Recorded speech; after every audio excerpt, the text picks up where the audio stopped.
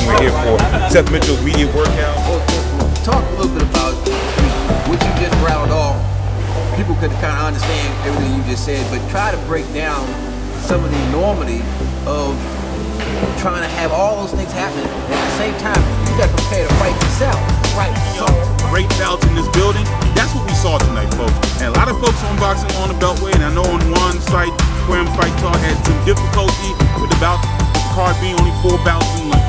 And Jerome, you and I have been through this so many times. We've had a lot of bouts, a lot of cards, and it just seems to be that the cards that struggle on the Beltway. Post-fight wrap-up show is brought to you in part by UndisputedBrand.com.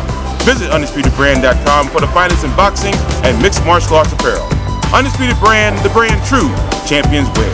And by JM Photography, where your home is your studio at jmphotography26@yahoo.com. For Juan Marshall, ProAmFightTalk.blogspot.com, and for the Fight Doctor, the DC Boxing Hall of Famer, the Fight Dr. Jerome Spears, I'm Gary Digital Williams.